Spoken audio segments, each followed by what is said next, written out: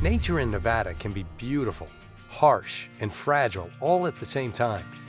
Such is the case in the Mojave Desert, where a group of volunteers is working to repair damaged ecosystems. We're meeting up with some trailblazing do-gooders. These are really outdoor Nevadans after my own heart. They're going to camp here tonight. In the morning, we're going to get up and do some trail repair, fix some trails that have been damaged intentionally or not by other people. And they want to get to them quick before other people come through thinking that's the way to go. And by the way, these are all volunteers. They do it on their own time, on their own dime.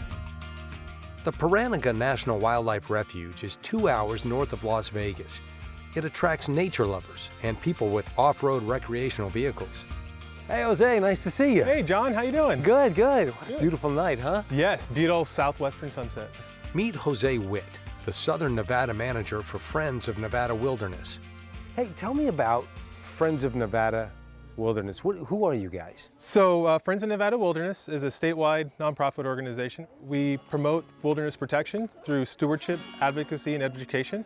So in stewardship, we recruit volunteers. So who came to join you this time? We have a large group, mostly University of Nevada, Las Vegas students, UNLV. We have some folks from the Great Basin Institute. We have folks from the National Park Service are actually here as well. And then we also have, of course, Fish and Wildlife Service staff. The students and other volunteers are part of a community with the common goal of protecting Nevada's wildlands. So it's the end of the day, everybody's eating, the campfire's going, and boy, being out here with these students, you can really feel the momentum of good things happening out on these trails. After a peaceful night in the desert, it's time for the work to begin.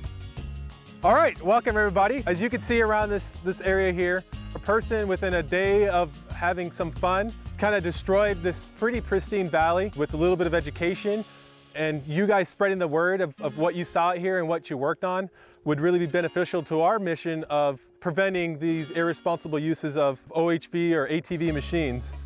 This desert can take hundreds of years to restore soil and vegetation that's been damaged by off-road vehicles. We really want to disguise it so that people that are just casually driving up this road don't see this area and think it's some sort of track or some place to have fun. So we're going to take these tools called McLeods and we're going to rake out these tracks so it makes it nice and flat. McLeods have been used in trail restoration and wildfire suppression since the early 1900s. Obviously, you can see these tire tracks from some careless, reckless recreational vehicles that people have used to destroy this soil. And in the desert, it's so fragile, this is really a big deal. But take a look at this. This Joshua tree was in their way, so they just chopped it down. This tree should be 300 years old today. We're just gonna we wanna make this area kind of nice and flat. We wanted to disguise it so it doesn't look like there was tracks around here, right? Under Jose's leadership, volunteers work to minimize the damage left behind in this area. So you're putting the troops to work. How do you wrap your head around this and itemize everything that needs to be done? It's kind of a matter of priority. We're gonna put in some dead plants in. It's called vertical mulching. And then we're gonna move on to other parts of this area and disguise those areas, particularly where they leave the main road, so that future users may not think it's a road. You know, it'd be real easy to look at this landscape and say, Jose, you're in the middle of nowhere. I mean, what does this matter? Yeah, you know, that's a misconception, but the Mojave Desert is such a beautiful landscape. It's very biodiverse. I mean, when you think about an animal or a plant that thrives in an area that only gets about 2 to 3 inches of water a year, it's a special place. And how long will it take to repair everything that's been done here? And how long did it take to damage it? You know, to damage it, I would guess maybe a day. I mean, you know, 6, 7, 8 hours. For us to truly do everything, it would take multiple days. After we do our part, Mother Nature will continue to heal. So nature will recover. You know, it'll rain, the wind will come in, plants will grow, but this way we're giving Mother Nature a helping hand, and first and foremost, stopping any future incursions and future damage to this area. You and your troops can't do it alone. It's going to take everybody to pull together and say, you know what, we're not going to do that. We're going to go where we ought to go. Absolutely. We got to remember these public lands are all of ours, so we have to respect them as if they are our own personal backyards. Give me a shovel. I want to pitch in. All right.